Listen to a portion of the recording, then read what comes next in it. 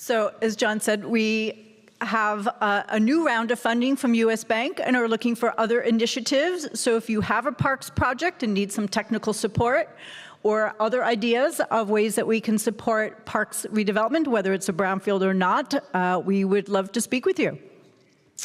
So we're going to move right into the perfect pitch. And we hope we've created some buzz around what the perfect pitch is, because it's new this year to CALRC. However, we have done pitch competitions at the National Brownfields Conferences. It was launched in 2017 at Pittsburgh. Does anybody remember the branding that we used for the pitch competition back in 2017? No? All right, so let's see if I can. It was called the Redevelopment Rodeo. And the goal was to tame brownfield beasts, and people were invited to meet the thundering herd. That was the original branding of the pitch competition. And we have done it at every subsequent National Brownfields Conference. In fact, this year in Chicago, we had Bees Chang from the Los Angeles Neighborhood Land Trust selected through a national competition, and she presented, they presented at the National Brownfields Conference this August. So, yes. So after a few years, we did change the branding. And so to the perfect pitch. And people ask us, well, is that a baseball perfect pitch? So is it a sort of a bat and ball, or is it a microphone singing perfect pitch? And I guess it really could go either way. We've tended to side with the microphone side. And so today, we're going to start a new tradition here at the California Land Recycling Conference. And we hope the presenters will be on key. And here to coach and guide them is the CALRC team, led by Cheryl Gonzalez, our experts, and all of you. As an audience, you're going to have an important role in this. So we hope you have 3 takeaways from today's perfect pitch. 1 is knowing how to craft a pitch. 2, how to frame your challenges in ways that get you the assistance you need. And 3, how to crowdsource support. So CALRC is here, and there are many experts in this audience who are available to assist you. So with that, I'm going to turn it over to Cheryl, who is our perfect pitch MC.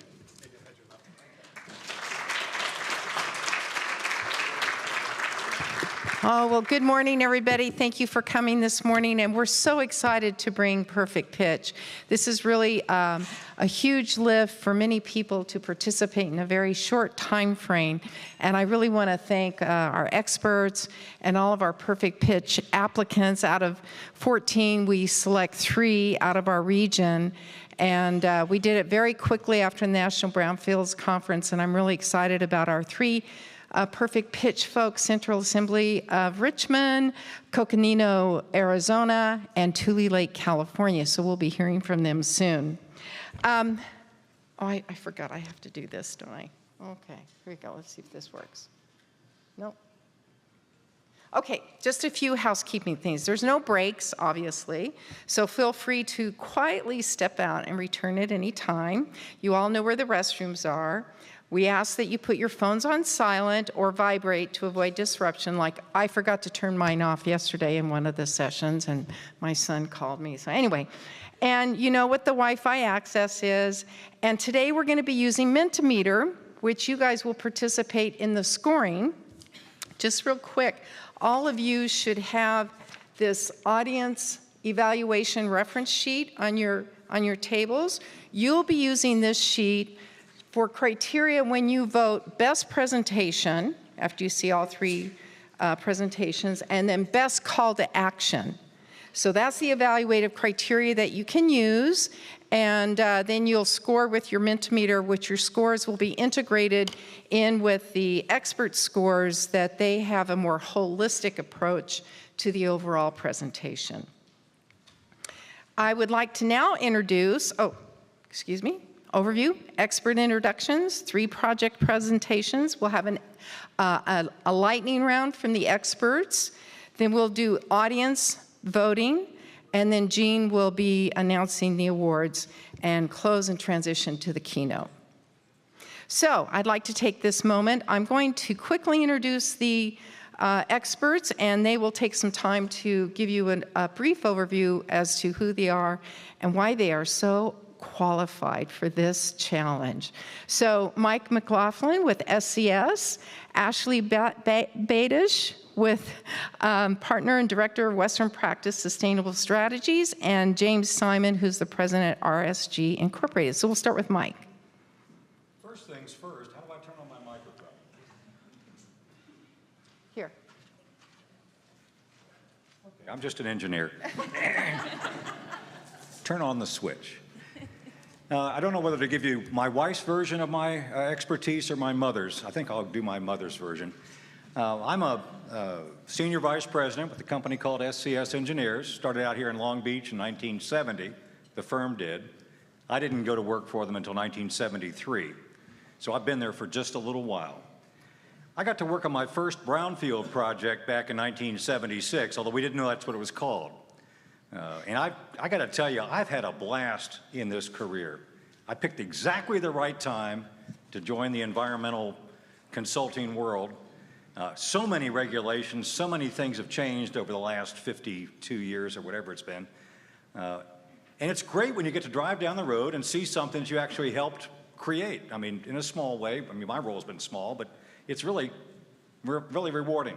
And my mom thought it was a pretty good career, too. So that's my introduction. I've got a degree from Virginia Tech, an engineering degree, and then I went back to a place called Washington and Lee University School of Law and got a law degree. So that's my background. All right.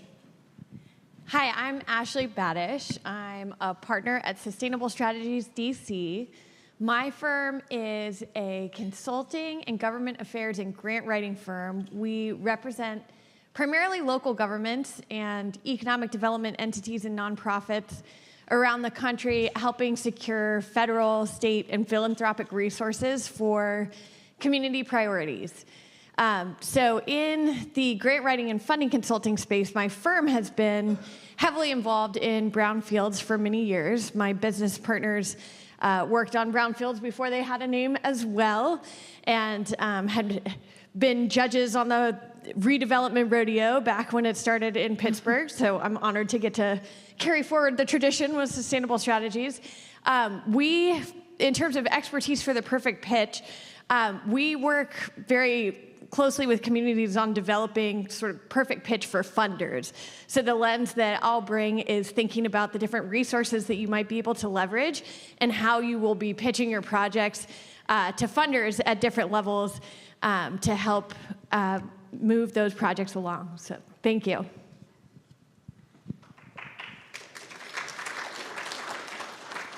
Good morning, everybody. I'm Jim Simon. I'm principal with RSG. We're a consulting firm here based in California with offices in Oakland, LA, and North San Diego County.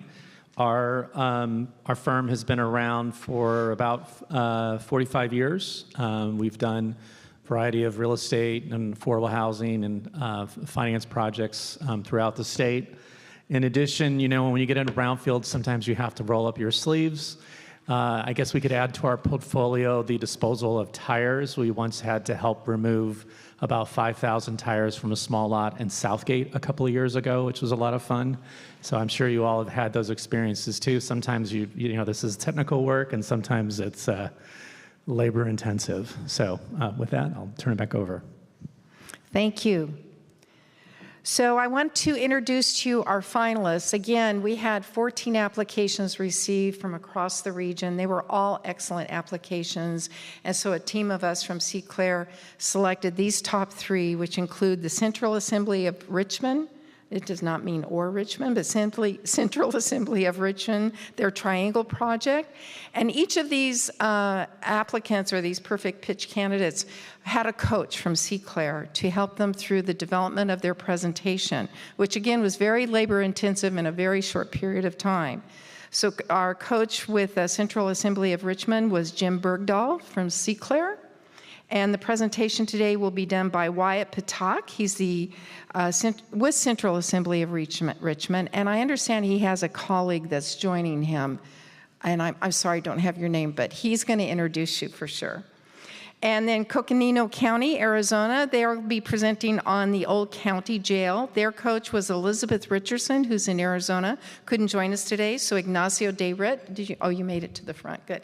From CALRC, he will be introducing them. Elizabeth coached them in the development of their presentation.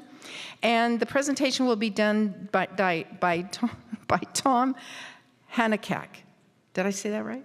No, Hanachek. Okay. And he's the Director of Facilities Management.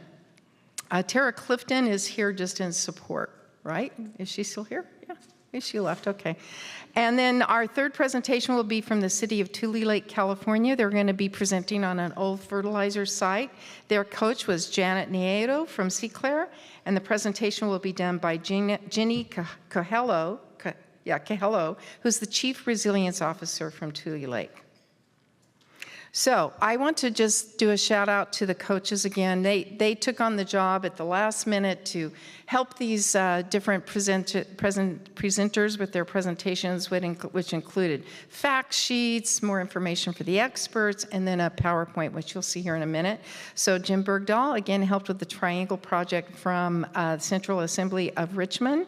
And then Ignacio supported with the presentation today, but Elizabeth Richardson was really their coach with Coconino County for the Old County Jail, and City of Tule Lake was Janet Nieto, who helped with the old fertilizer site.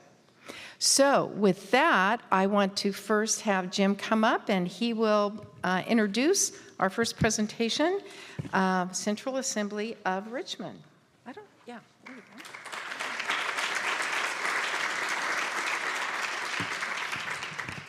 Yes, I'm really proud of Central Assembly and particularly Wyatt Patak, who's going to be presenting today, and he's been leading their organization. This is a community-based organization which has a church and a school operating in the neighborhood, but other than that, they have no other experience in development, and Wyatt, over the last 2 years, has single-handedly represented and organized their Brownfield efforts to transform this site. And we're also very honored to be joined today by Allison Greenlee, who's the Contra Costa County Economic Development Manager, which this county is a very important part of the Bay Area, and it's a sizable county.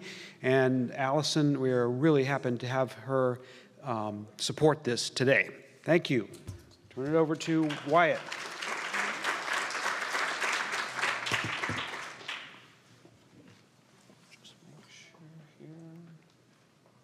Okay. Good morning. So again, my name is Wyatt. I'm the project manager and ECRG grantee manager for Central Assembly of Richmond, and I'm honored to be with you today and to present our Triangle Development Project. So our site is centrally located in the Bay Area, in the East Bay. We have about a 1.9 acre property that was formerly El Sobrante Christian High School. It was El Sobrante Christian High School for about 24 years. And it's centrally located, as you can see, in the Bay Area. We've got major employment centers and accessible transit stations, such as Bay Area Rapid Transit. You guys probably know that more as BART. And then our site location is located in what we call the El Sobrante Triangle, and it goes through two of the three major thoroughfares in El Sobrante, where Appian Way, Valley View Road, and Sobrante Avenue intersect.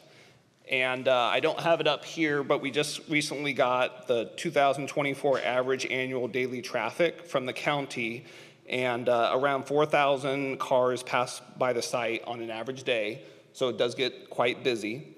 It's close to schools, restaurants, and nonprofits, And then we have some of the demographics there. You got a population of about 16,000 people.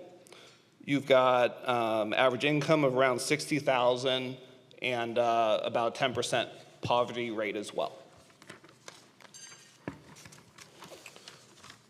And so for the environmental status, the site previously had a shopping center for about 30 years, from the mid-60s to the mid-1990s.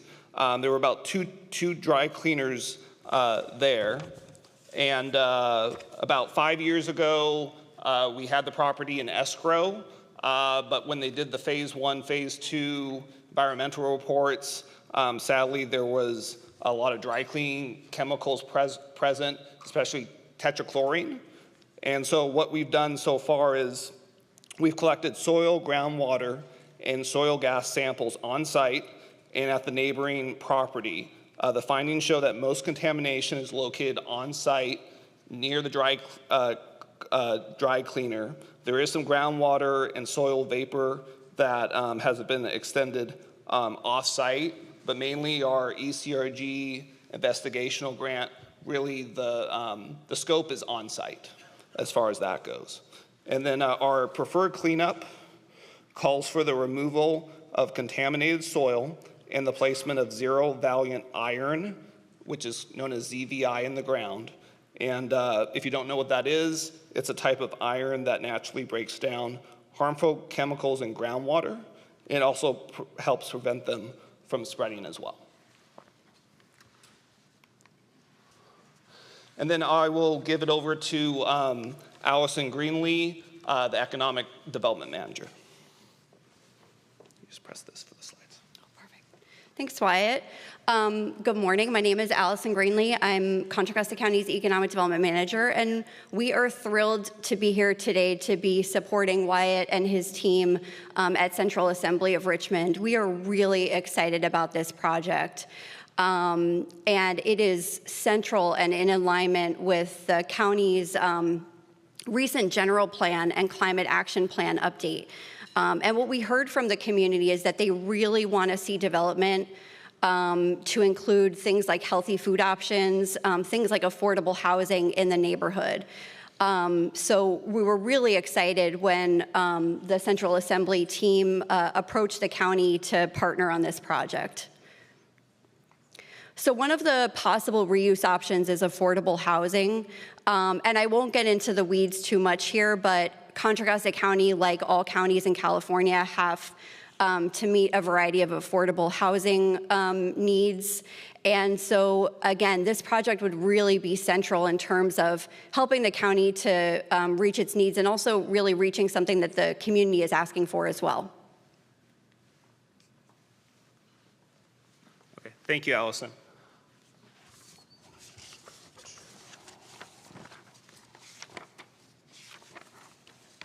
So continuing with the affordable housing, we actually have some other information here from William R. Nelson. Wanted to briefly touch on the Vision Contra Costa. That's the name for the 2045 general plan.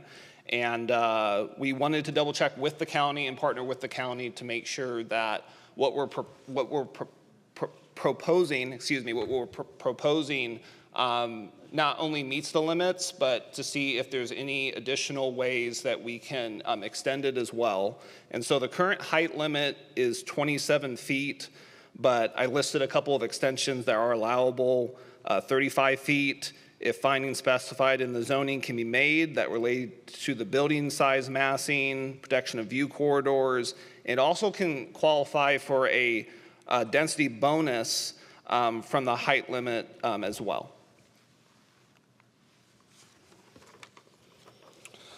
And here's a little bit more about the Envision Contra Costa.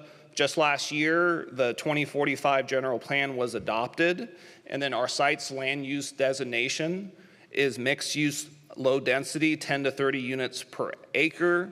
So that means that the mixed use development can be horizontal, different uses on the same site, or vertical, different uses in the same building. Either configuration allows to reserve space for nonprofits. And that's really important because during this study time frame that the county led, As you can see there from the quotes, the community input did prioritize affordable housing and encourage new housing to include community gathering spaces. So these could be used for the arts, it could be used for the trades. We're trying to also enrich the community as well. And then the potential reuse number 2 is for a grocery store. Right now, as we speak, we actually do have one interested buyer that is interested in putting a grocery store on the site, and we hope to have an initial meeting with him the next couple of weeks. The nearest grocery store is around 2 miles away, and this would, of course, create local construction and grocery jobs and increase household spending in local businesses. One of the community's input was a grocery store with fresh, high-quality food. And then we've had significant community outreach and support, starting from our local elected officials. As you know, this is in Contra Costa County, so our District 1 Supervisor, John Joya, has sent recommendation letters to the DTSC ECRG when we applied for the investigational grant. And some of you may know that I led a group of 20-plus sign-ons to hopefully get the ECRG funding for 2025, the round 3 funding to continue. Sadly, that didn't work, but Buffy Wicks, our assembly member, was one of the representatives that did sign on, including Supervisor John Joya. Real quick, the mural you see there, that was done in collaboration with Colors for Kids and Triangle Works. It's a 150-foot mural. It's the biggest mural in the unincorporated city. And we had kids of all ages and adults. We allowed them the use of that, of our property, which is right next to the parking lot.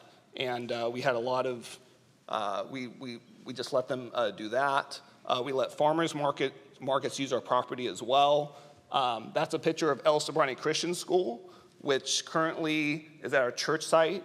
It has grades kindergarten through 8th grade.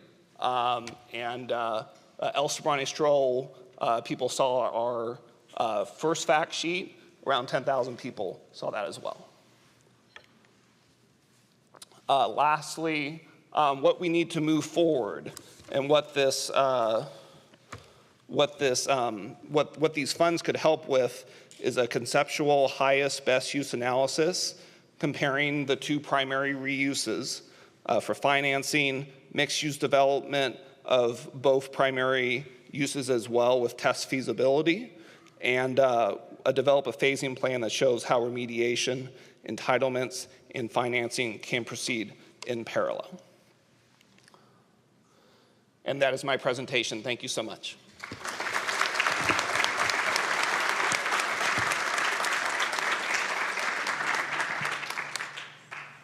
Do I stay up? Yes, you stay up. Do I take a bow? I don't know what to do. I think I have this right. I get to provide a couple of comments, and our other experts had some really good ideas when we discussed this separately last week, and give them a chance to weigh in here a little bit.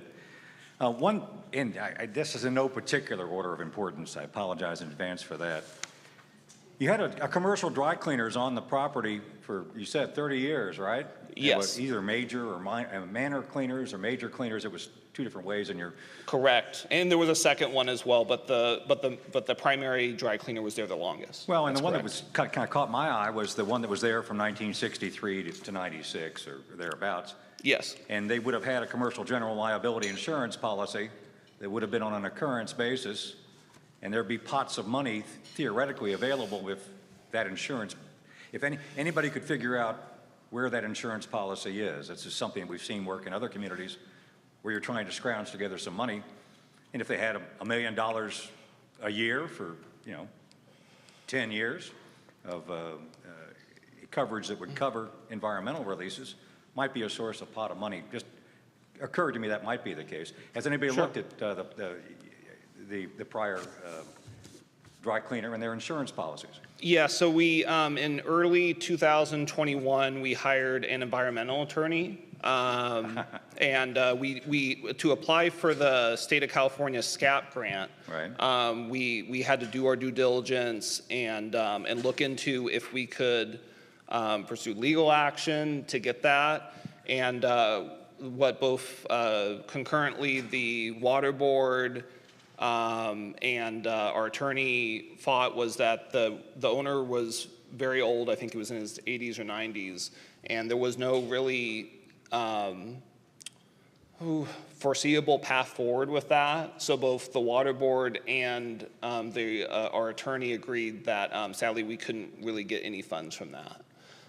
But we did do a very deep, I mean, it was several months, and we did also mention that to the DTSC when we applied for the ECRG as well. We did our due diligence in trying to see if we could seek legal action, but all kind of roads kind of dead-ended, sadly. So There still may be some insurance policies out there, and I don't know. If you've already run that to ground and it's zero, then so be it. Strike one for Mike. At any rate, I appreciate any ideas. So. Well, and I'm an environmental consultant, so a couple of my questions are going to be related to remediation technology. How deep is groundwater, roughly? That is an excellent question. We just updated our second fact sheet, and right now the groundwater flow is about 20 feet below ground surface, and northwest at deeper levels around 45 feet. That's what I have here. Okay, I did. A permeable reactive barrier wall is kind of tough to install at that depth, but maybe it can be done, I guess. I don't know. It just occurred to me that might be a challenge. Is there any regulatory pressure to clean it up? Is the water board asking you to clean it up? Yeah, I mean, it doesn't pose any health risks as it is right now, but because we do need to redevelop it, we obviously are not having anybody go inside the buildings or anything like that. We do have a farmer's market that does go on Sobrante Avenue, which is where our site is, and we do let them use the adjacent properties and use the parking lot at no charge for the community, Sundays from 10 a.m. to 2 p.m. But again, there's no there's no health risk right now in its current condition. And so there's no order to clean it up right now? Correct, there's no order. So, okay, well, and we have triple checked that with the county as well. So Ashley came up with a great idea for some, maybe another source of some money. We wrote this one down anyway. Sure, and for each of the presenters today, I have like a small list of resources that I can send to you by email as well for potential grants that you may already be aware of, but this one struck me as one that might be good for, depending on where your technical assistance lands you on your analysis of highest best use. For grocery, there's a great resource through the Healthy Food Financing Initiative that could actually help pay for some of the market analysis around bringing in grocery, or you could, if you identify a grocery developer, partner with them to be able to apply for funding that can support some of the capital aspects of putting grocery in there too. So I will send you some information on that resource and a couple of other resources that I think might be worth looking into. Thank you so much. Yep. To add. And then Jim had a neat observation based on his years of experience, that church specific. I don't know if you wanted to share that, Jim. Yeah, I saw that you identified the potential to, the height limit is definitely going to be a constraint on the affordable housing component. 35 feet is not particularly high, but you didn't acknowledge the potential of getting a density bonus on that, which I'm sure will be beneficial, and it sounds like you guys are looking at that. The other idea that came to me as I was listening to your conversation is, as someone who does a lot of work with public agencies, we often find that affordable housing, when you're partnering with public agencies, and that market is probably in the $850,000 range per unit, which is going to make it really difficult to create capacity to deal with other site issues like what you're facing. There are some examples of churches that have gone a different route on financing affordable housing, basically using private financing, and they've been able to deliver those projects here in South Los Angeles at about $350,000 a unit, which is significantly, obviously, an attractive option for a project like this. That might mean they're, not necessarily a family-type housing project, but obviously, given the county's housing needs, I think there's ample room for all types of housing within the cities or the county. So that might be something to explore if you've looked at that privately financed affordable housing model, because I think, and churches have been ones that really have been leading the way with some of that on surplus property that they've got. Okay, thank you. The other question I had, just looking through the application materials, and I'm not as familiar with ECRG grants as I should be, hailing from Virginia as I do. You said something about there's a stipulation that the property be used for affordable housing, which would seem to foreclose the option to develop it for a grocery store. Is that a hard and fast stipulation, or something that, as long as you ask nicely, they'll give up? Yeah, great question. So I did have a conversation with one of the DTSC members about that, and nothing in writing yet, but it does seem like the DTSC is willing to definitely consider a grocery store option, especially since the nearest grocery store is 2+ miles away, which you know, when I was doing some just brief research online, that would designate it as a food desert. And it also has been, we provided a lot of the county and El Sobrante quotes literally from the reports of what the community members said. And one of the, you know, this pretty much 3 reuse options that they brought up, which was, one was affordable housing, which was the most the most asked about. That's why we focused that so much on the perfect pitch presentation. 2 was, of course, and 2 was the grocery store. 3rd was arts, and 4 was a community center. We did explore the arts part 2, but there's really, we don't really have there wasn't really the grant funding for that. So we really are just focusing on those 2 options. And the DTSC has been willing to work with us. And with the mixed-use density, it just got reclassified last year. Bottom line is we want to make sure that it's a reuse that the community wants and would enrich the community. So. Well, I think this is a spectacular project. I took a tour using Google Earth, and if you haven't, you know, take a look around. It's a pretty neat little area. The mural struck me as maybe something that you could consider replacing. I'm not sure that mural is it's basically a jersey wall that's been painted, and it's great. It's neat, community art, and so forth. But some of the new grocery stores in my neck of the woods, they've opened it up to kids to put murals up on spaces in the new store itself, the wall, to share public art and that kind of thing. So, I mean, if it came to it, I think you could replace the mural with a new and improved mural that involves the same kids doing the same kind of artwork, gives a new group a chance, I guess, maybe. Anyway, that occurred to me as something. Okay. It doesn't seem to me, and I'm kind of just riffing here on a kind of a wrap-up of what I think may want to consider here. The need you've identified is right up C-Clear's alley. I mean, this is something they could easily do. Commission a little developer roundtable to kind of look at options, that kind of thing. They're very good at that. So you've come to the right place. Is that the way I take it anyway?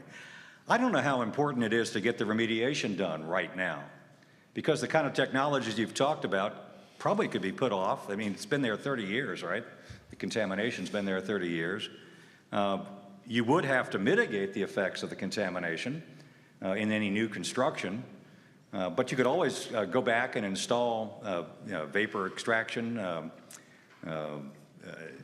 permeable reactive barrier, if that's where you end up with on groundwater, or something else. That could be done pretty easily, I think.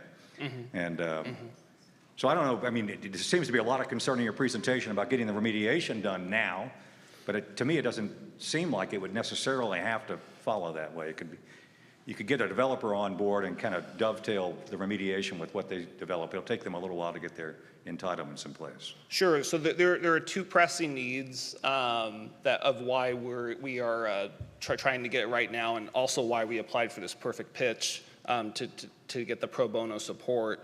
As you know, the ECRG round 3 is not continuing this year, and the budget cuts are expected to perhaps further delay that. And then on the EPA cleanup side, we are applying for that this fall, but there's huge uncertainty about whether those funds will continue with the current presidential administration and the changes that are being made. Thirdly and lastly, we do have a past due mortgage on the property. We did close the school due to low enrollment, but also because 5 years ago, we wanted to get market value so that we could help offset that past due mortgage.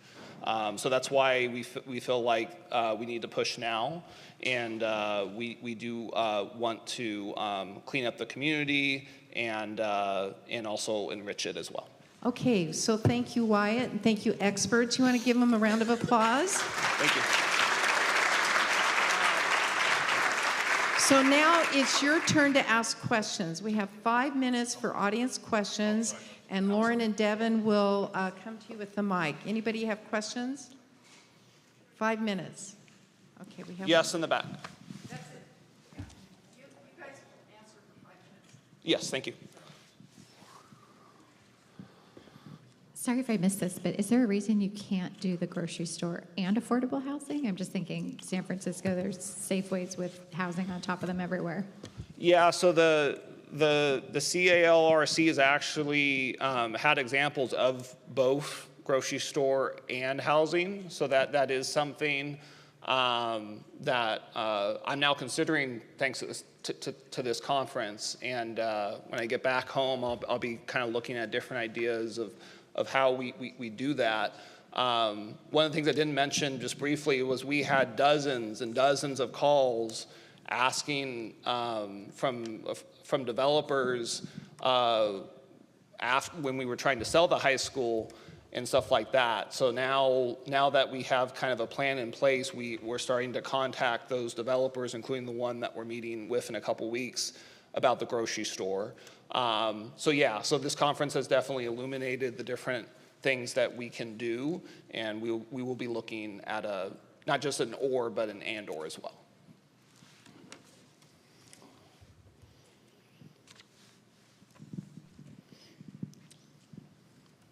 Hello, and great presentation. I have more of a sciencey question, so I don't know if you'll be able to answer it, but I haven't heard of the zero valent iron. Says that it breaks down harmful chemicals. What I understand about TCE is it ultimately breaks down into vinyl chloride. So can you explain a little bit of the science? Yeah, so our Trinity Source Group is our environmental consultant. They could not be here today. I'm a little bit of a novice at this, so I don't really have much more explanation. We did, one of our subcontractors is AESTUS, AESTUS.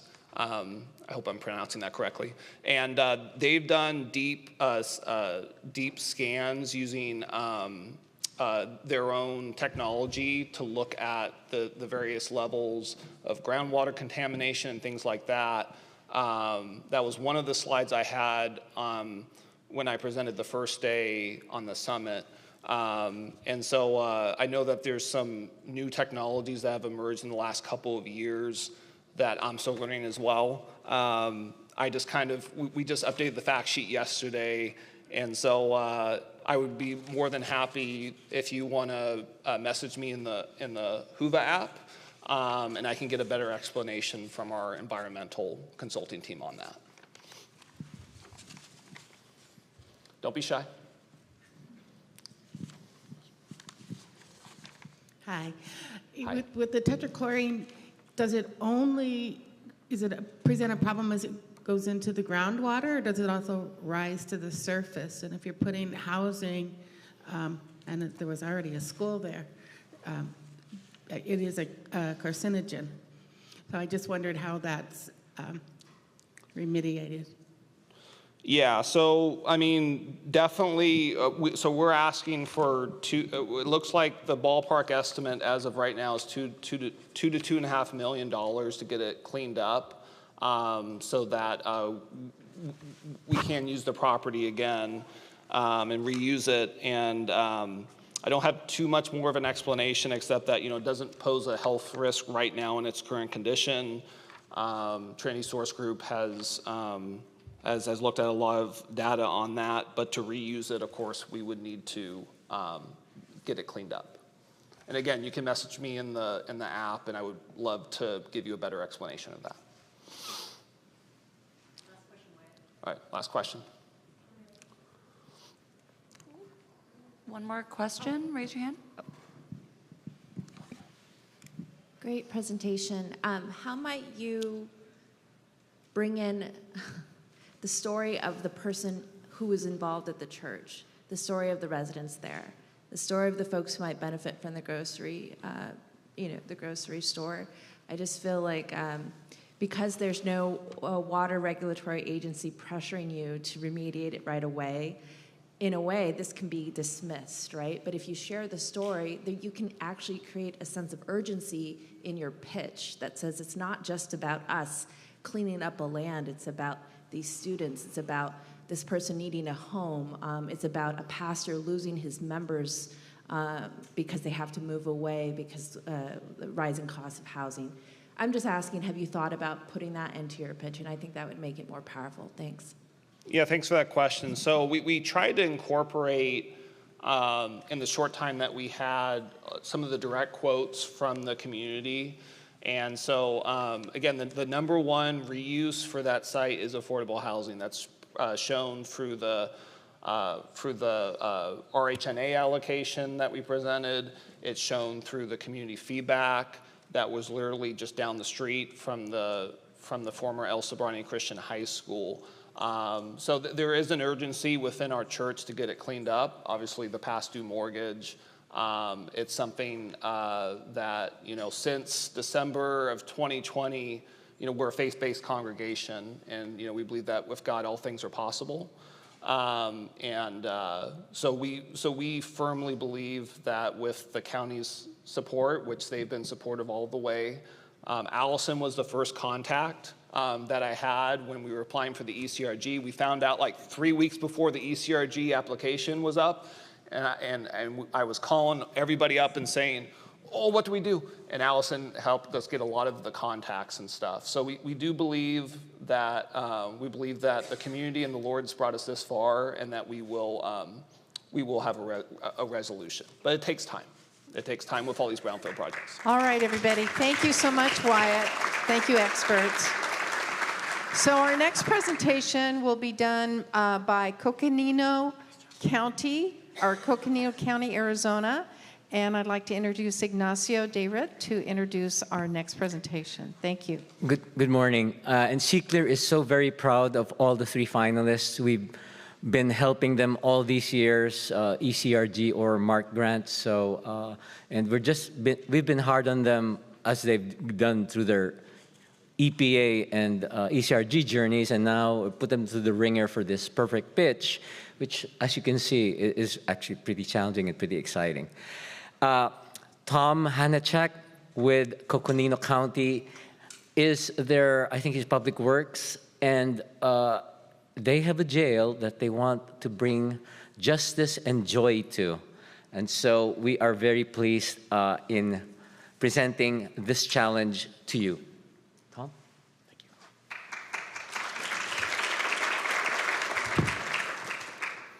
So just a quick correction. Thank you, Ignacio. I'm the Director of Facilities Management. We're not part of Public Works. So to all you facility folks out there. Real quick before I get started, I just want to mention this is my first time in the LA area, and everybody that's from around here, thank you for the hospitality. Tara and I were lucky enough to go to an LA game last night. So, and by the way, I'm a Yankees fan. I'm from the East Coast. So I had to check out my competition like I did before this event, and it's a very good group of folks. So before I jump into our project, I just wanted to give some thanks to, oh, sorry. Thank you. Awesome. I just wanted to give a shout out to some of our staff that we have. Tara Clifton's our assistant director. She's here. She did a lot of work. There's a briefing sheet on your table, and she spent a lot of time on that. We also have Chris Newell, who is our grant writer for Coconino County, that helped out with our original EPA grant for this site 3 years ago. And we also have Elizabeth Richardson, who's part of CCLR, but used to be a Coconino County employee. So it's been kind of full circle with this. So what I'd like to do is kind of jump into this and give you a little bit of context on the historical nature of this project. Coconino County was originally founded as a government entity in 1891. And on the back sheet of your briefing there, you'll see meeting minutes from September 22nd, 1891, giving the clerk of the Board of Supervisors direction to build the first county building. And that's the project that we're talking about today. It's a very old building. We have a large portfolio now as an organization, and this is the first one. And right next to it is the courthouse, which is the second county building that was built. And surprisingly, which I just found out when I came to LA, we have another connection that a LA-based construction company built the courthouse in 1894, H. Stewart and Company. So there's a little fun fact. We have a lot of connections here, and it's awesome that we're here in LA at this point. We'll get into more here with the site, but really what I want to get into, we're going to cover 4 major points in 10 minutes today. And they're right here. We're going to go over the history, the opportunity, the vision, and then why I'm standing up here is the ask. History, this is a photo in the bottom right here. I forget to have a pointer.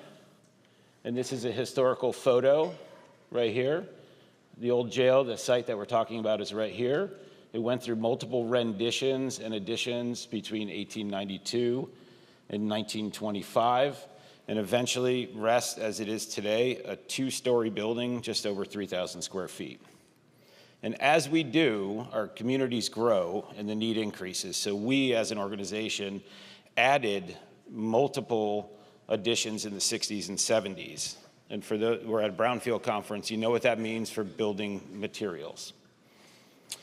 This site has a very long history in criminal justice, and a lot of injustices happened at this location here. And part of this project is to understand how to move forward in the realm of criminal justice and how to best support the constituents of Coconino County while honoring the history.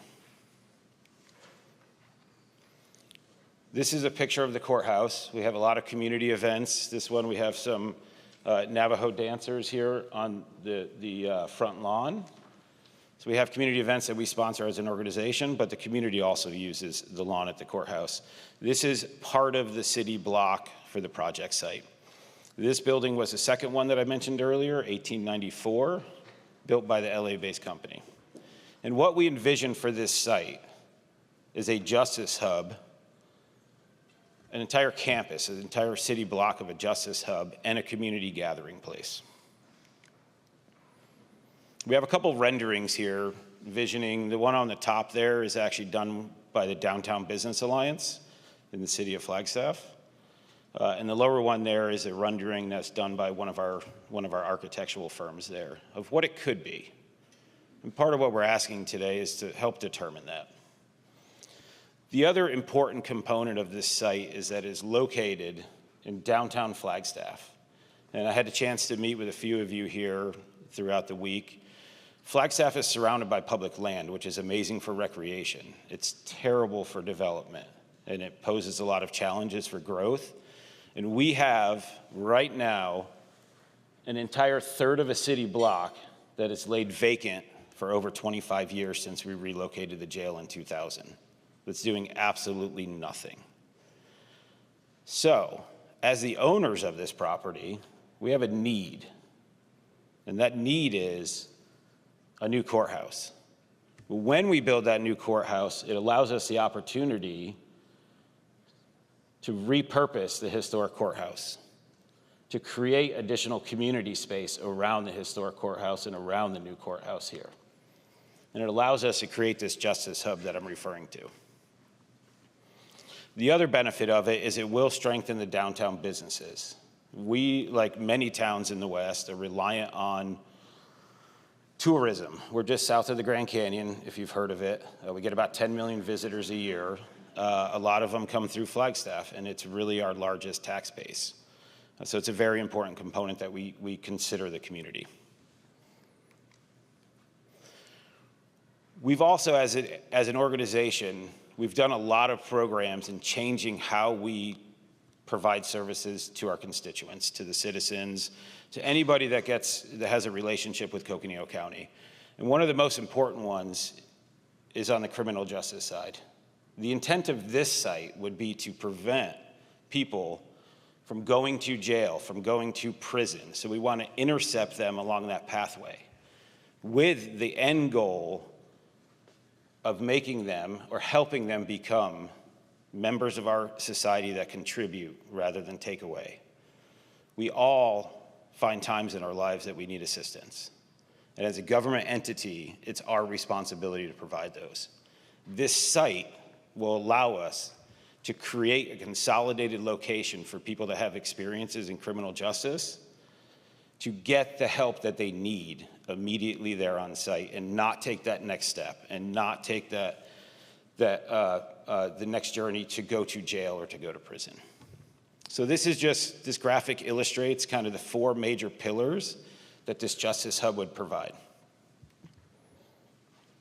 So what are we asking for? What would we, if we were to win this competition with a $25,000 in pro bono advice?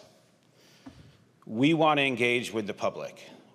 We want to find out what to do with those other portions of this property. We want to know what other services can we include in the new courthouse build, in the rest of this city block. We do not have all the answers. Maybe some people here do, but we definitely do not. So what we would like to do is not only engage with the public in public meetings, but start to create a site master plan. We have some basic renderings that you saw, but we want to really fully understand what we're going to do with that city block. Just to wrap up here, I want to show you a couple strengths that I've talked about already. I'm not going to go over all of them, just going to let them simmer a little bit. I think the big thing for us is the innovation in criminal justice. It's the activation of a portion of downtown Flagstaff that is blatantly underutilized. We also believe that this plan aligns with other strategic planning efforts, not only with the city of Flagstaff, with Coconino County, with our internal facilities master plan, with the Downtown Business Alliance, with the direction of criminal justice, and I could go on for another 10 minutes, but I think I only have 1 left. So, I would like to wrap up there, and I just want to leave you with a couple thoughts that'll just sit up here. One's from our county attorney, Eamon Barker, and then another one is from our community investment director for the city of Flagstaff, David McIntyre. Thank you. We love to have this opportunity, so hope to see you at future conferences.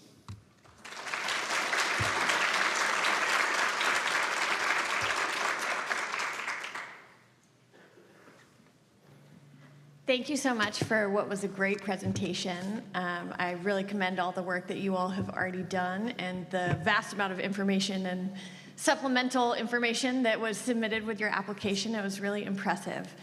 A couple of things that I think of right off the bat. I think that the opportunity of this project is incredibly clear and very well conveyed. I think when you think about conveying the need, there's a couple different areas that I would focus on right now. And some of those, I think, depend a little on where you'll be looking for funding for the project as well.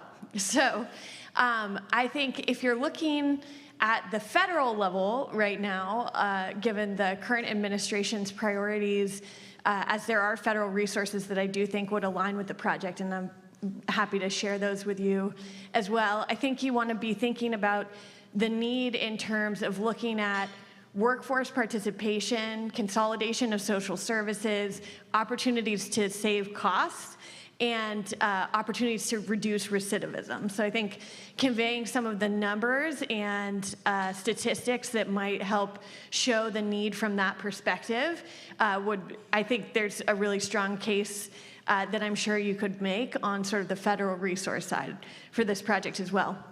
And then where you're thinking more on the kind of community justice hub side and carrying forward this message that you have on this last slide here, conveying the need, you could be looking at some of the numbers on arrests and incarceration and talking about how this project might be able to change those statistics as well, or looking at substance use in the community, or sort of the story from the need side. I think it would also strengthen your pitch here. So I think those are some thoughts that I had off the bat. I also just wanted to ask you to speak a little bit more about what you envision the community engagement process to be, and how you are thinking about kind of setting expectations within the community with respect to what I think was a pretty large price tag that we saw on the potential redevelopment of the site.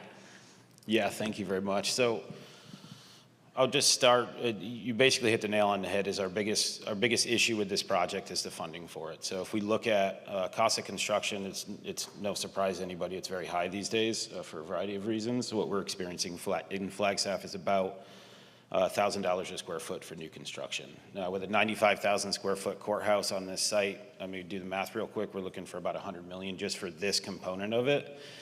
So we're definitely going to be interested in some of those funding sources that you're talking about. Luckily, we've applied for other criminal justice grants in our organization that have all of that data that you're talking about. Great. And we have some verifiable data from existing programs that have clearly shown that we've reduced people getting into the system. Excellent. So that community first, the preventative, it's the same as healthcare. Like, we want to prevent ourselves from going to the doctor, right? When there's a problem, prevent that problem from starting. From the community engagement component, that is something that I believe that our organization does really well. We have a very good community justice coordinating council from the criminal justice side of it that includes anybody that touches justice. Including folks from the community that have lived experiences in it. But the Criminal Justice Community Coordinating Council has the county attorney, the public defender, the presiding judge, juvenile court services, has the sheriff, the chief of, I could go on for, I had a very long list, so thank you for asking. But it also includes our health and human services. It also includes, we have advisory councils. So we have the Indigenous Peoples Advisory Council, the Coconino Hispanic Advisory Council, the African Diaspora Advisory. So that's to start. We also have the whole historic component. So preservation of historic structures in Flagstaff. We have a very strong community that believes in that. So it's going to be a very large net. Now, how do we keep them focused? That's probably going to be the hard part. And that's why we would rely on professional consultants to help us really come to the table, because we know we have a basic need on this site. We need a 95,000 square foot building, but we have other room to incorporate other needs. Great. And I think we had a couple ideas from my partners up here as well, including just some thoughts around kind of creative angles to take with the project. I guess I get to come up with the first creative angle, since I have the talking stick. And I asked you yesterday about the history of the facility, and you shocked me with the why you all have sandstone buildings. Why don't you use wood? Yeah, so interesting enough, Flagstaff burned down about 5 times before they decided to start building structures in stone. We're obviously in a high wildfire area, you know, the Ponderosa Pine Forest. Fool me once, shame on you, or shame on me. So you can see a lot of red buildings. This is all Moenkopi sandstone, which is actually a quarry right in town. We did a restoration on the courthouse in 2020. We had to reopen that quarry from the 1800s, so it's really cool. And I think Sorry, Mike, I know that's not what you're... Yeah, that was good. And then I think the remediation aspect of this is the mold and lead paint, right? That's basically the asbestos. Asbestos and lead paint, right. And do you have a number on that? That's probably a very tiny fraction of... Oh, the overall project cost? Yeah, so estimates from 2022, Phase 2 and ABCA were about $417,000 to do remediation on all of those. That's 22 numbers, so we all know that that could be more. It's a really compelling pitch, by the way. I'm interested to understand how, I know the price tag is steep. This is, the $25,000 assistance is obviously helpful, but has the county identified funding that it has, that it's able to bring to the table to build this facility? And how much is that relative to the $100 million? Yeah, that's a great question. So in February 25, we did adopt our facilities master. The Board of Supervisors adopted our facilities master plan. The total price tag on that is about $300 million. We don't need to do that amount of work. We need about $200 million. So our biggest strategy right now is most likely a bond package. But the political climate for asking the voters to tax themselves, we're at an interesting point. So we're going to pause for a couple of years to see what happens next, to figure out how to solve this complex problem. And the courthouse, this block is just one portion of it.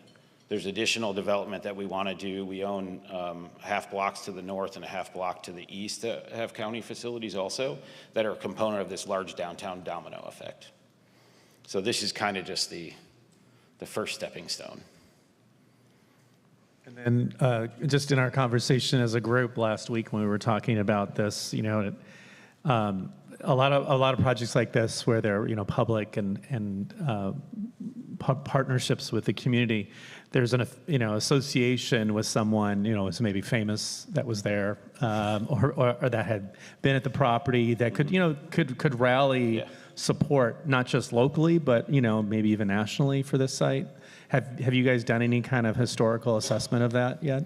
We have not, and Mike kind of asked me this the other day. So we didn't have any famous outlaws in this jail, unfortunately.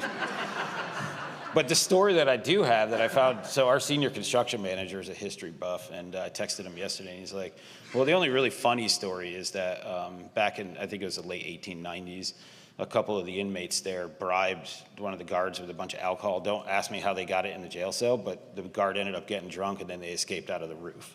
That was back when it was a one-story building, so. But, it's interesting, like diving into that history and getting somebody to really go through that to figure it out. Would be a compelling thing for our organization to have and to honor that history. And we have a museum in Northern Arizona and Northern Arizona University that has that whole historic component to it. So Easy Rider, part of Easy Rider was filmed going through Flagstaff. There you go. So I don't know if that's appropriate for a development project. Yep. And yeah, just thinking about the engagement process as well and the scale of the project, I think something that you'll want to think about even as a guiding part of your community engagement effort will be phasing and thinking about kind of which different components of the project might be the most ripe to tackle and how to sort of manage expectations within the community as well on what the timeline might look like and what's possible to accomplish. So I think just as you head into that, if there are kind of different categories that you can look at, like first the courthouse, or, we'll take a look at the historic preservation component, and then there's also these sort of broader like wish list vision items that can be part of the story. I think that'll be a good thing to focus on as you head into community engagement. But thank you so much for this presentation. And I do have a list of resources that I'd like to send you as well. So. Love it. Thank you. Thank you. Thank you, Tom. Thank you, experts.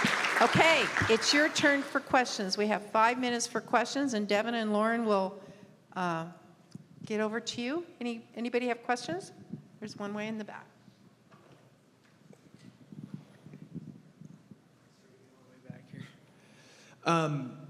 Awesome concept. The Justice Hub, I think, is it's a direction that a lot of communities are shifting public infrastructure towards. I've heard like similar concepts with public libraries and like the services shifting. In terms of like when you're designing something like that, you're designing a space, are there particular programs that influenced the space, and are there communities that you looked to that have piloted that? Are you kind of leading the way in this space? Just curious about like what inspired the needs that are driving the design. Yeah, that's a great question. So we're very fortunate in the work that we get to do is we get to interact directly with the people that are providing the services to those in need or to the citizens, to our customers as a government entity, and we're an internal service department. So we take all that information from a variety of sources, especially on a project of this scale. Criminal justice world is huge, even in small Coconino County. And there's a lot of different opinions also, which provides very challenging.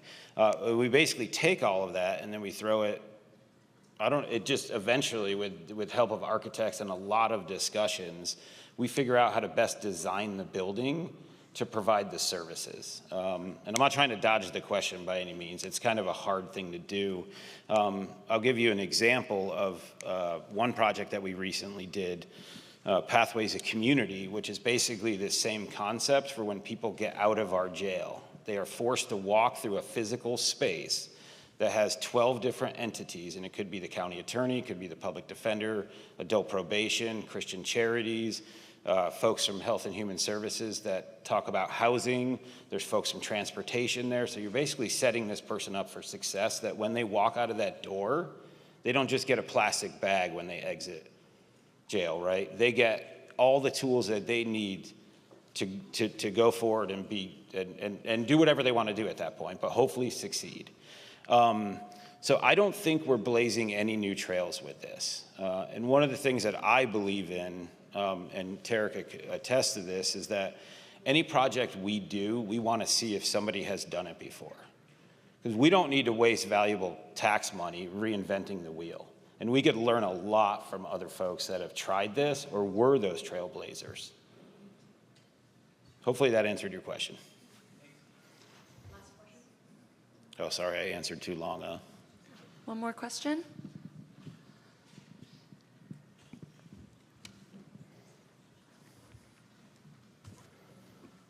Thank you. Really quickly, from a construction standpoint, you noted due to fires, and we know darn well about fires here in Southern California and Northern. Have you considered looking at steel and stone facade as an opportunity to reduce cost? And then secondly, have you also looked and considered doing some type of P2, 3, or 4 with private parties to get them involved in that? Yeah, great questions. Just real quick, on a project of this scale, we would never do wood construction. So anything that most likely on this construction would be some sort of stone or brick. And all of our smaller buildings, we're looking at more pre-engineered metal buildings, not only from an efficiency standpoint and a versatility standpoint from facility management side, but also from a wildfire component. The public-private partnership component is definitely something that we will explore. It's going to be difficult to get a large private investor, as the majority of the square footage we currently have identified for this site is for core functions from our government entity. We may have the ability to incorporate a small cafe on the first floor, or a deli or something like that, but I don't think on a large scale at this point. But all the options are on the table. Funding is our biggest constraint to get this project done, so we'd definitely be interested in hearing from anybody that is. Other questions? Yeah. 20 seconds. Okay, that's it. Thank you. All right. Thank you, Tom. Thank you, experts. Thanks to all of you for your questions. I really appreciate that very much, and I know that the participants do as well. Our next presentation will be done by the City of Tule Lake, and it will be introduced by Janet Nieto, my colleague from CALRC. Thank you, Janet. Hi, everyone. I'm here to introduce Jenny Coelho, the City of Tule Lake's Chief Resilience Officer, who's going to be presenting the perfect pitch for the City of Tule Lake. Just a little background. Tule Lake is an agricultural community located in the northeastern corner of California. It was named after the nearby lake. The city is the gateway to the nearby lava beds, and it was built by veterans who received land grants through a lottery system after World War II. It is also the gateway to adventure. If you like hiking, fishing, hunting, not my thing, but hunting, or exploring caves, lava beds, national parks, and monuments. In recent years, the city's population has been decreasing due to the lack of available housing. So I'm excited here to hear Jenny pitch her housing and commercial development project, which would bring much needed housing, amenities, and services to the city. Jenny?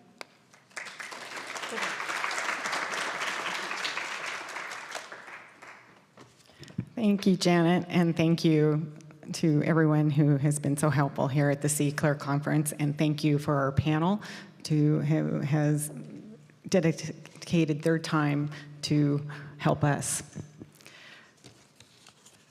So, guess I need my clicker here.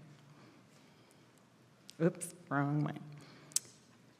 As Janet said, the city of Tule Lake is located in the northeastern far corner of Siskiyou County and has a population a little less than 900 people. And the city of Tule Lake has a problemtunity. And you might be asking what a problemtunity is. A problemtunity is an opportunity that arises when a problem has to be solved. And we do have a problem that has to be solved.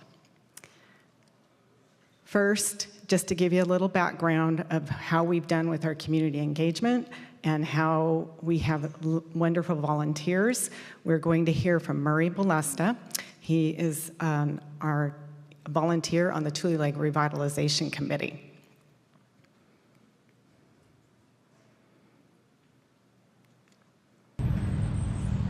My name is Murray Balesta.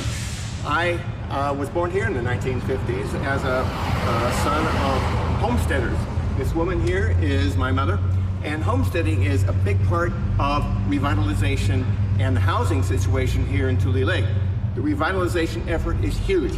What we have is a tremendous amount of need here of revitalization and interest in it because the farming economics changed after my parents arrived. Consolidation of farms meant fewer families. Now we want to bring them back in, and that requires a lot of retail and a lot of housing. Affordable housing is needed to make this thing happen. And please get involved with revitalization here in Tule Lake. Thank you. And please excuse the background noise in the videos. We had our Tule Lake Butte Valley Fair going on that same day. Also, the site that we have the vision for this project is the old fertilizer site. And we have been working with 2 community-wide assessment grants, DTSC with the ECRG grant, and they have done the ESA Phase 1 and Phase 2. And then we also have an EPA grant, and we have done reuse planning, boundary and topo surveying, as well as the regulated building materials surveying. We also have 3 other state grants that we have been using on this project. The SB2 grant for our general plan, land use element, and zoning. And we have a PLHA grant through HCD, which I'll explain a little bit about that we're using for the pre-planning development, for our engineering, our CEQA, more surveying, and some of our utility infrastructure. We also have continuous STIP grants, and our STIP state transportation grants with Caltrans will be rehabbing the roads that surround the project and putting in other sidewalk, curb and gutter, walking path infrastructure.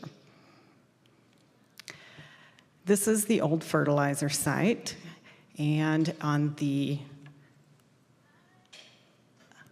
this side, on the left, there's 2 old buildings on there, but this is what it looked like. It was a mess. We had a tenant on the property, and the tenant was not taking care of the property. It is a city-owned property, and they were doing illegal dumping. When you talked about tires, there was tires everywhere. We had to haul a lot of tires away. And there was a lot of cleanup. So this was before in 2018, and then the picture over here the aerial is after, in 224, after the phase 2 was completed.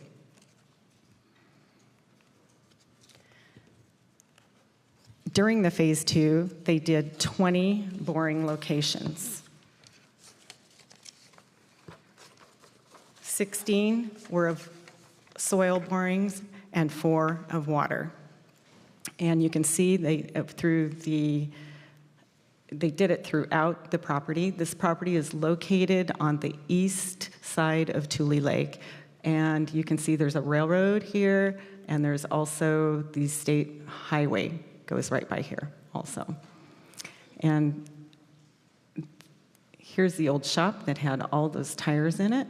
And here's the other building that had several old fertilizer, old pesticides, old chemicals.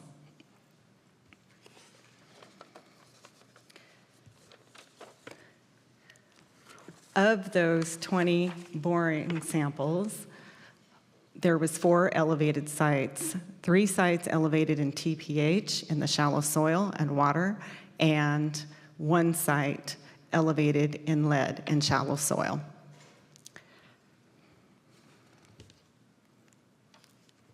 And now we're going to hear from our former mayor and longtime resident, Penny Valador. She was actually born in Tule Lake. Well, probably in Klamath Falls, but not. Tule Lake doesn't have a hospital.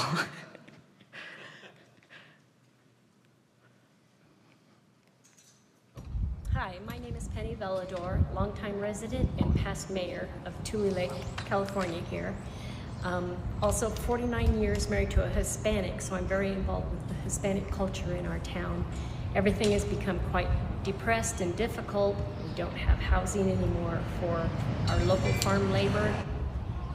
With the Hispanic culture being so embedded in our city, but they can't live here. We don't have housing for them. They're living in the outer area. They work here, but they live in the outer lying areas. It'd be nice to have our housing come back and for our students to go to school here so our schools could grow and just bring back the glory days that we had in the past.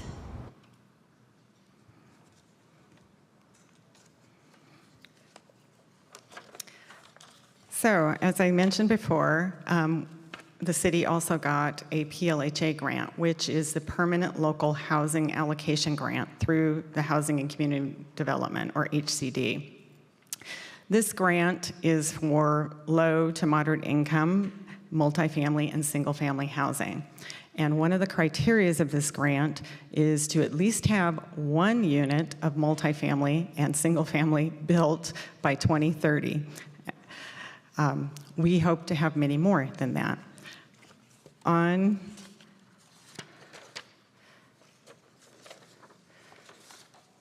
Let's see, on your table, no, well, it's the next one, possibly on your table. I don't have that there, okay.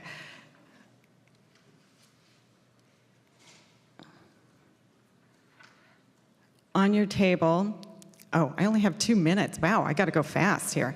Okay, so we did some surveying and zoning, took it from 2 lots to 3 lots in this area, and then we also did the zoning, which is all planned development.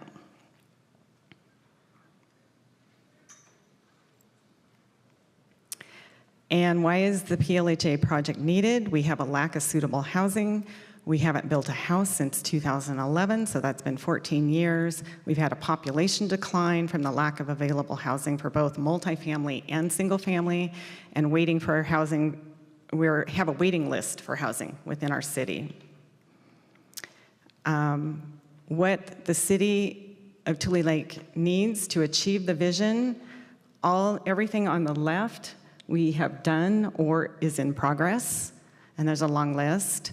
But the services needed that we need is on the right, and we need a marketing plan for developers. We need to work with a developer with a tax credit incentive. We need an economic development study plan and additional funding for infrastructure and green spaces. And you will hear from Linda Woodley, who is the director of Rural Klamath Connects, and she will give you a little story. Hi, I'm Linda Woodley. I'm the coordinator for Rural Klamath Connects, which is a network of 5 rural communities around here, 2 in California and 3 in Oregon. And Tule Lake is one of those communities, and I'm so happy to represent them. When I retired from Tule Lake, I came back down Main Street, and I was so shocked at how little business we had open still. And so our efforts are to revitalize our Tule Lake and to have services available, retail services available, and housing that our community members would be happy to support and to be proud to live here. We're just so excited for all the opportunities we have to connect with people that might be able to help us bring just some renewed interest into our community. So, Tule Lake has a opportunity, and a problem can become our opportunity.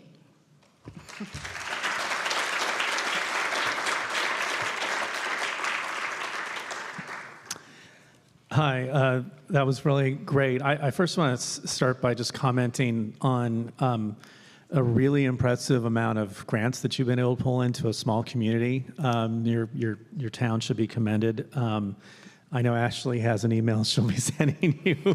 That's great. She has an email for everybody, I'm sure, queued up. But you know, particularly with a focus on housing, and you've really been thinking about like the end use here, which kind of brings me to maybe a suggested next step for you, because as a city-owned piece of property, and it's 11 acres, I believe, in total. Actually, it's a little bit big. It's bigger than that. Okay. It's going to be about 7 acres for the housing side, and about the same on the other side for the commercial. Yeah, those are really big pieces of property, as I'm sure you know, for a community your size. And you will have to consider the Surplus Land Act, as you probably know. I've already done that. Okay. I do know that. It's a 90-day process through HCD. Okay. Yes. So that could both be an opportunity as well as a challenge for you. An opportunity from the standpoint that, that would provide you easy access to 350 of affordable housing developers that have expressed interest in building in California, not necessarily in your community. So I think maybe using if you're going to pursue the grant, you may want to consider really focusing more narrowly on what types of either exemptions or approach can we take to navigate around the Surplus Land Act, so we can get the type of housing you want within your community, to the extent you can influence that under the SLA. And maybe and that would, I think, help you figure out, which is the right pathway for you to deal with that, because you definitely have some choices there. And I would also probably consider maybe not releasing or declaring all of it as a surplus site if you haven't done so already. We have not, because we're still waiting on some of the pre-planning to be done through the PLHA. I would not rush out to do that if I were you. Okay, thank you. Someone who works Good with advice. HCD a lot, so. Let's see. Have you been in contact with I know that in Siskiyou County you work with Shasta County Housing Authority about partnering at all on this project? Is that something have you done any kind of outreach to them? Have you had any historic relationships with them? Yes, I have reached out to them. Actually, our city planner and I had a meeting with them. And they're a little hesitant because we're not in an economic zone, and we have to be matched up with a developer that has that tax incentive, so that would be able to build there. We have incentives. We have low impact fees. We have low land cost. We have all of that, but we are also have the lowest median income almost in the state. Right. So we have to really make this affordable for our residents and local community members that want to live there. And that's been, and getting a developer to come there has been our difficult part. And then, as you may know, the Opportunity Zone 2.0 is coming out next year, and there are more prioritizations for rural communities than there was historically in the first round. So that's something to keep an eye on as well, in partnering maybe with the County Economic Development Office to make sure that your community, and particularly this site, because it obviously has more than just housing potential, especially at the size that it is a prioritized one. So, and then I guess the last question is this site on your housing, this is some California stuff, so if you're outside California, I apologize. Is this a site on your housing element inventory? Yes. Okay. Yes, so that's we actually great. with it, and so that was what was so great about the SB2 grant through HCD, and we also have the LEAP grant, which I didn't list up there. We were able, the city of Tule Lake had not updated their general plan since 1978. So we have a brand new general plan with all our elements, and we're just finishing up on our safety element. That's the very last one. And we also got all our zoning updated completely for the whole city. That's great. That will all help a lot, I'm sure, with the entitlement process. Yes. So I'll turn it over to my colleagues here. Thanks, and thank you for the presentation. I just had a question, and this is somewhat around the framing of the need.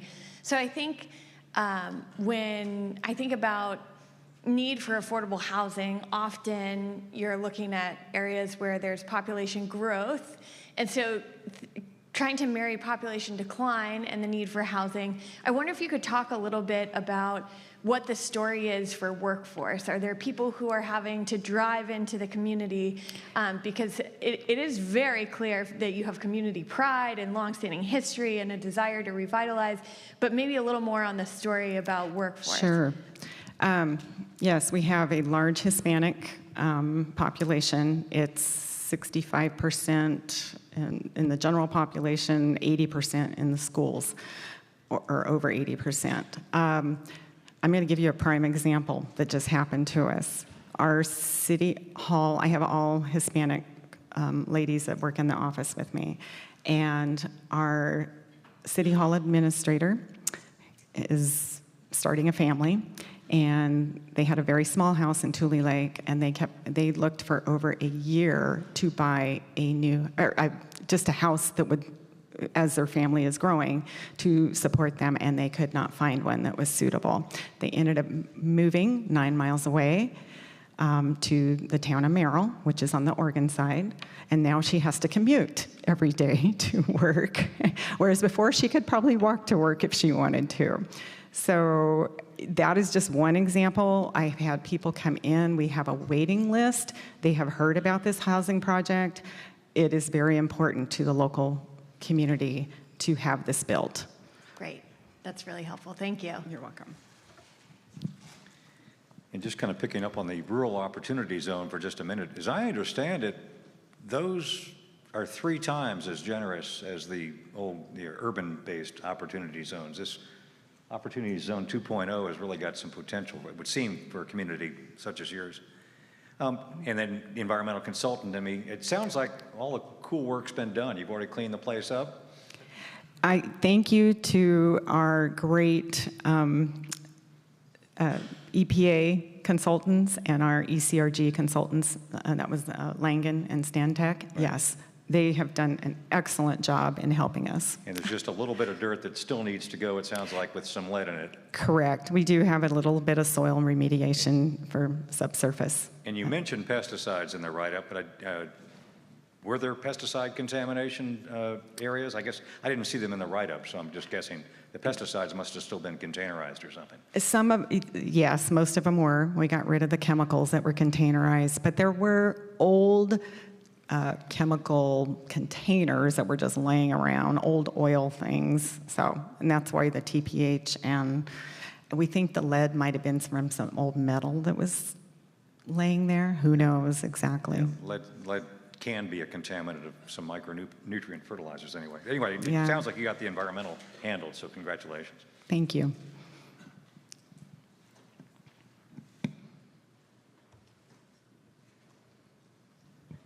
I think those are all of the observations and questions that our group had so far. So, Okay, well, thank you, Jenny, if you'll stay for the questions from the audience, and thank you, experts. Questions from the audience, raise your hand. No? Okay, we got one over here.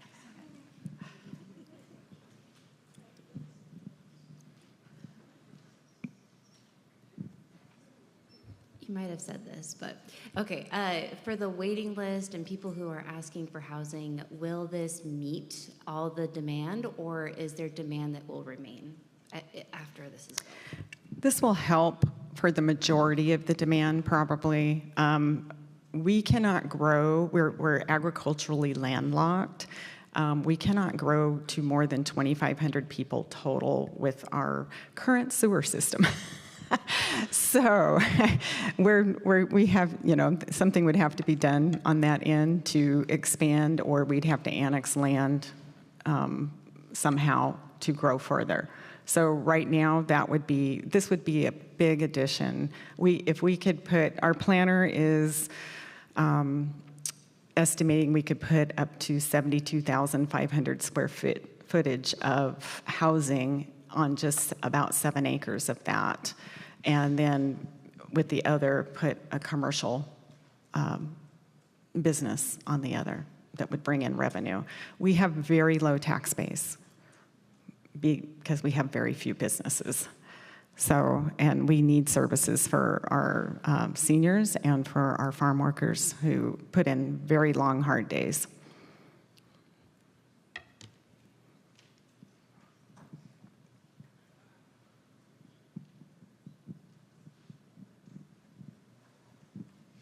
I just want to say great job on really weaving in the local narrative, like hearing from the residents themselves. There's, a way to show, not tell a story, and this is just a perfect example, and it was next to another slide about the 20 boring locations in soil and water, so it was just great way to weave in that non-science piece, if you will. My question is, I'm curious, so you had all of those grants. How many letters of support did you submit with some of those grants, like from different, might have been like the aging services or the different nonprofits or folks who are relying on this housing to come in eventually? Thanks. So the HCD grants didn't really require letters of support. The EPA and the ECRG did, and right now we're working on a couple other projects as well, but we are really working closely with the Modoc Nation. We are working closely with all of our outside agencies to help promote tourism as well, with like the National Park Service, the Fish and Wildlife, Modoc National Forest for the trails. We're working with our agricultural community and our Hispanic community. We do community outreach. We just did our fair and did a whole community survey about what they want to see, and housing was right up there with it, for the locals especially. And so I think overall, we need everything, but we want to focus on this because we know that if we have this housing, it will bring in the rest of the commercial. We have to have housing in order to bring in commercial business. So that's what we want to focus on. And Jenny, I thought this was something really impressive you told me earlier. For a town of 900, could you let everyone know how many community responses you received when you went out and asked for thoughts for what to do with this property? Sure, and we've done this a few times, but we just had our Tule Lake Butte Valley Fair, and we have a lot of people come through. A lot of the local kids show their animals and have projects there. But so We had 5 different categories. We had 568 responses, and they got to spin a wheel, so that kind of, a lot of the kids came, and they were interested. But the 5 different categories were community improvements, commercial business, housing, a travel stop, and lodging, which we need all of them. And the top 3 were community improvements, commercial business, and housing. Okay, thank you, Jenny. Thank you, experts. Thank you, audience.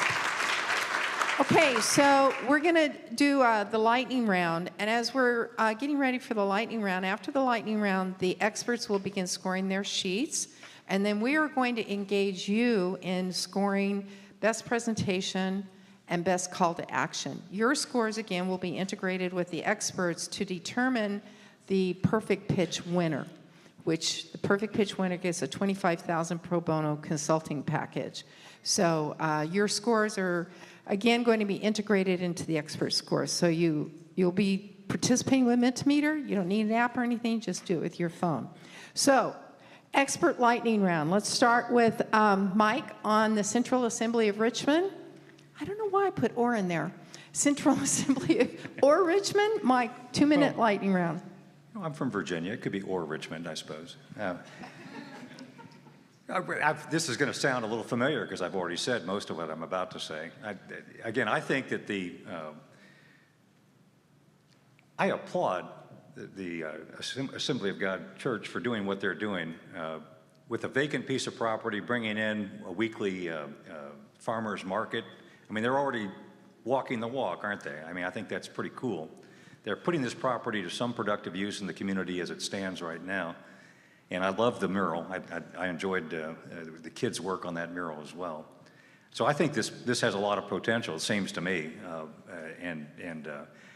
I said earlier, and I'm not really sure how practical it is, but I don't know that the remediation needs to be undertaken right now. I think you could probably find a developer who would be willing to consider almost setting that aside. There's no real pressure from the regulatory agency to clean it up now. It's been there for a long time.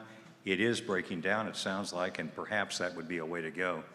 And I think that the kind of remediation technologies they've identified could easily be integrated with redevelopment of the property as we go along. So again, I think that barrier could be set aside and go ahead and explore some of those opportunities with a developer roundtable or two to figure out which way you want to go there. Anyway, those are my thoughts. I don't know if that's 2 minutes or not, but it's got to be close. How many seconds? 30 seconds. Oh, I could tell us. No, that's good. I'll stop right there. Thank you, Mike. Now we'll hear from Ashley regarding Coconino County, Arizona, a 2-minute lightning round. Ashley. Great, thank you.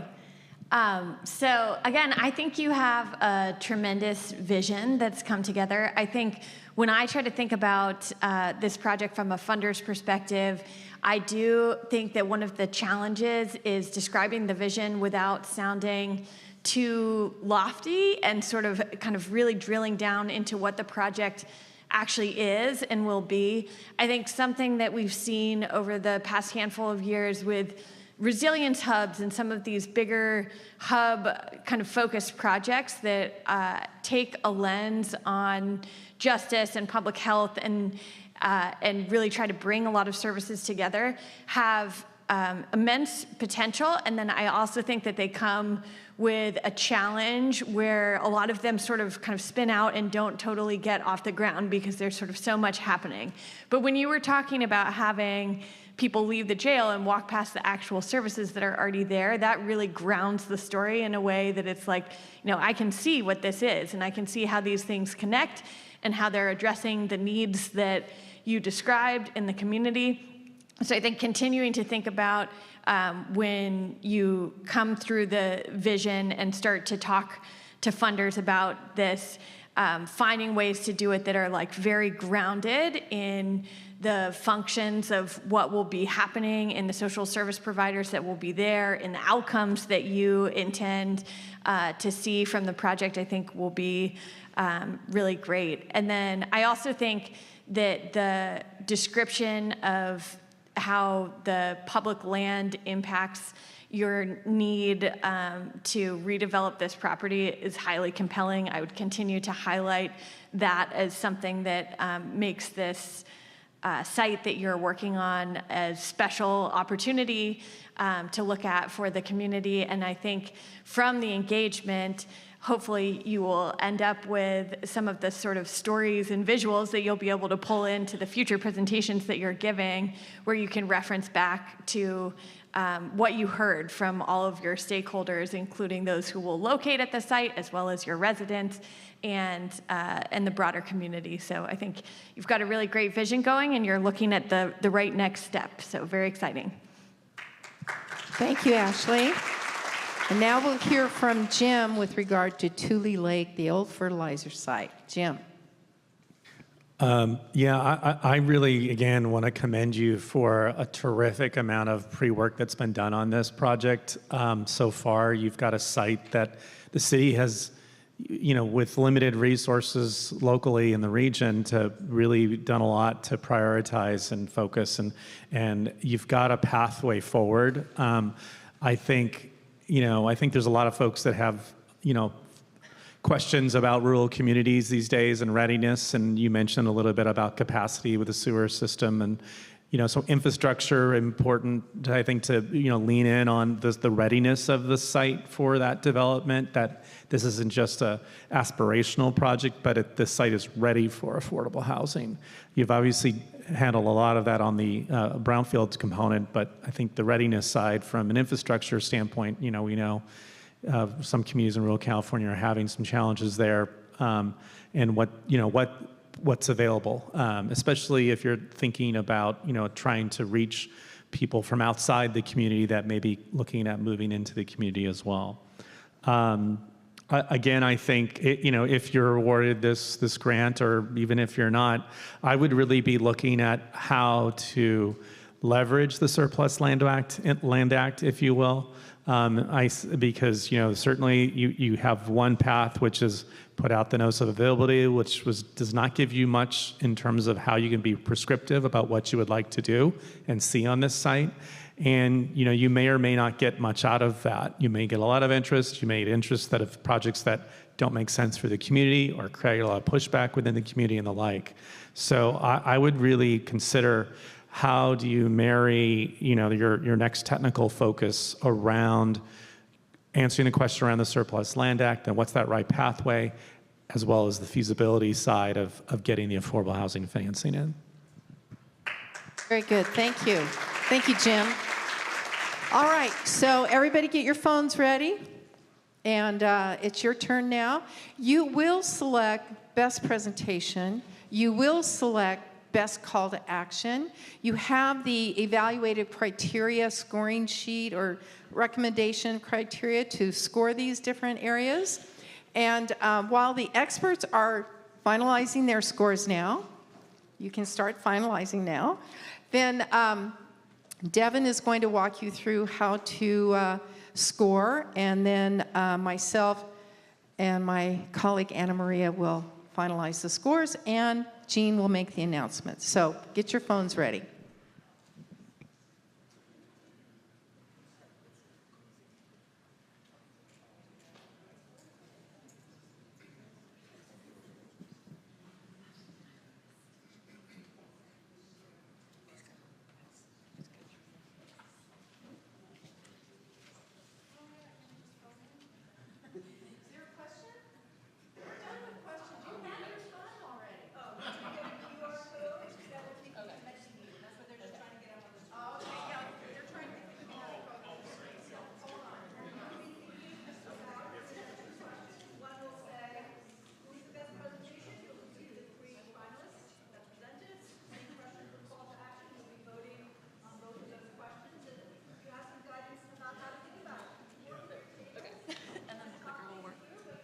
All right.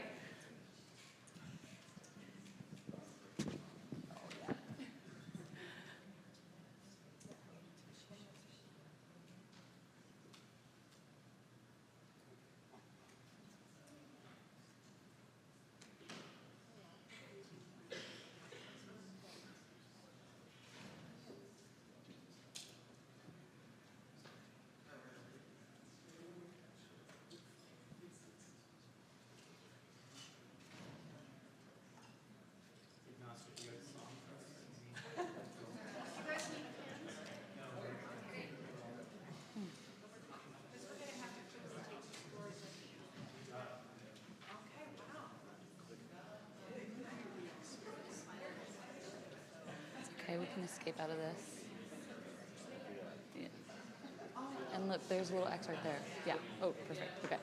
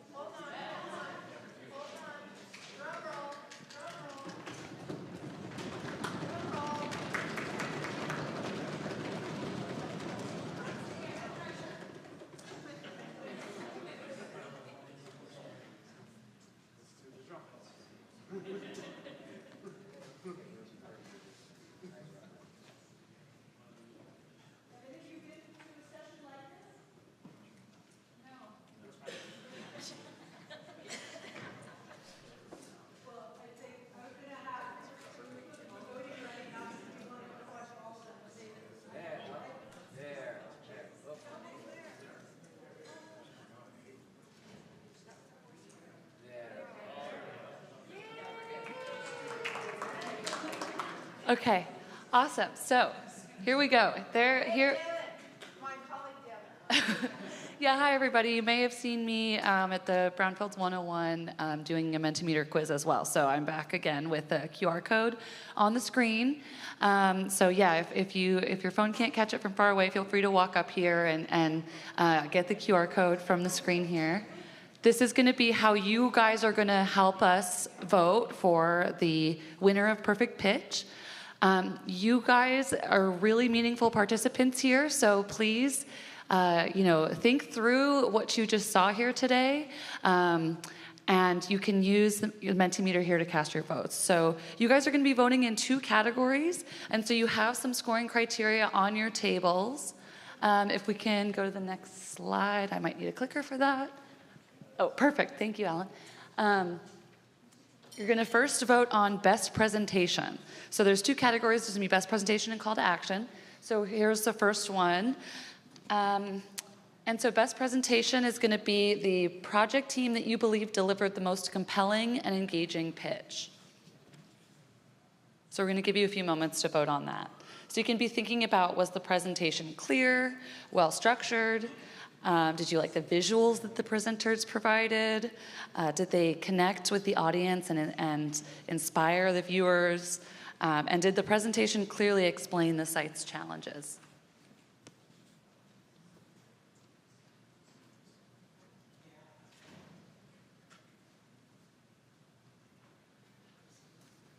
Okay, so if I'm going to see your smiling faces, I'll see you're not looking down at your phones anymore. It's looking like everybody has cast their votes, and you can also feel free to discuss amongst your table if you want to share some thoughts or have some discussion, but all votes should be cast individually. Okay, so it looks like we can go on to the next slide. And so you can cast your votes for best call to action. So this is the project that most clearly demonstrates what it needs to move forward and is best positioned to rally champions, partners, and investors. So you can be thinking about, does the project present a clear next step or call to action for the community, including partners and investors? Does the project inspire confidence that people and organizations will want to get involved? So go ahead and cast your votes.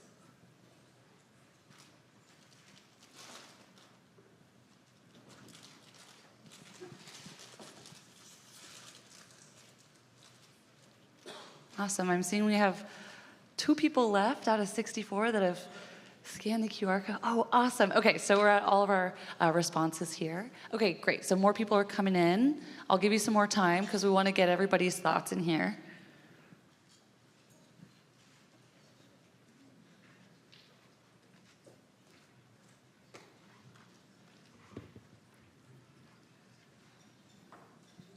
Okay, so I'll pass it back to Cheryl. Thank you. All right, so we're tabulating the scores. We'll first award the best presentation, followed by best call to action. Those are just, a day in the sun for your work. There's no money or round-trip tickets for 2 to Hawaii or anything. But anyway, and then those scores will inform the perfect pitch winner. While we're waiting for that, I just wanted to remind you that with your WOVA app, UVA. I always get that confused. With your WOVA app, please go to it to get information, also evaluation. And then secondly, we'll take a 15-minute break. At noon, we will do our final plenary. And that'll be moderated, I understand, by Ontario Smith from Somos. So do we have any results yet? Drum roll. No results yet? So I think from this session, it informs you, the audience, on the challenges that you probably all share in redevelopment. And you heard from the experts some ways to pivot that challenge. It also helps you think about what you're going to apply for in terms of your site for perfect pitch next year. And we hope we get double applications that we got this year. We got 14 this year. Next year we went 30, and we want to hear from all of Region 9, not just from California. We want to hear from Nevada. We want to hear from Arizona. And hopefully we'll have a bigger and better, well, I don't know about better, but bigger package and award packages for all perfect pitch presenters. When we were in Chicago, all 3 places got a pro bono package, and one of them was from Region 9, Bees Zhang from the Los Angeles Neighborhood Land Trust. She won 3rd place and a $10,000 pro bono package, which we're helping Bees with that consulting package. We're getting close. I don't mean to put the pressure on. Pressure?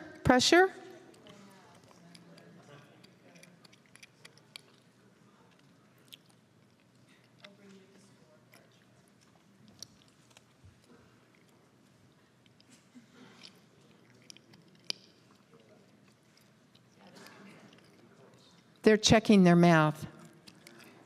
Okay.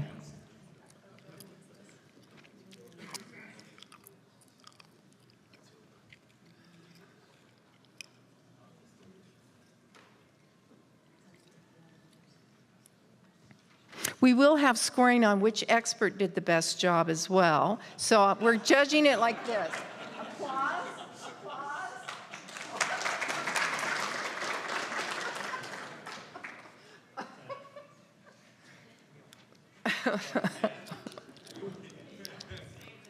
No, we really appreciate our experts because they've been very helpful. Every time we've done this with the Perfect Pitch experts, they elevate it with their input on how we can improve the whole process. So.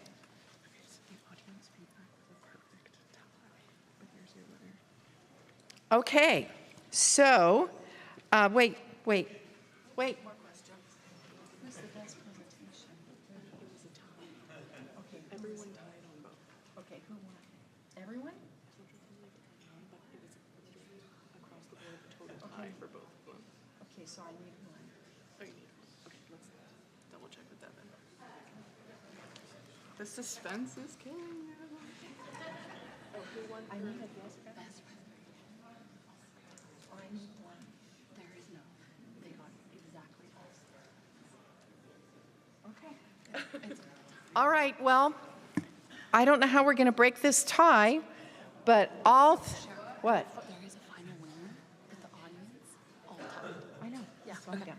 Okay. So best presentation was won by Coconino County, Arizona.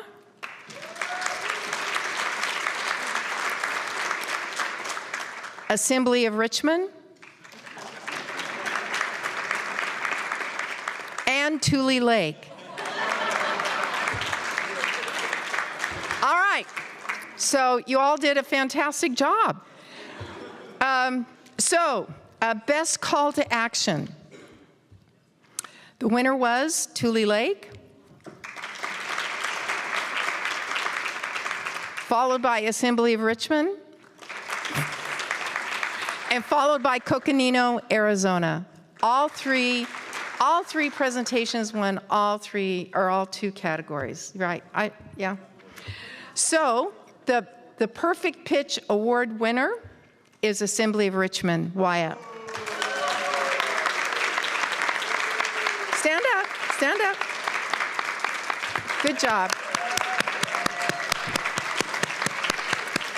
And I want to give a round of applause to all of our applicants. They all did a fantastic job. I really enjoyed working with you all, and we hope the best for all three of your projects. Thank you. All right, thank you, audience. 15-minute break.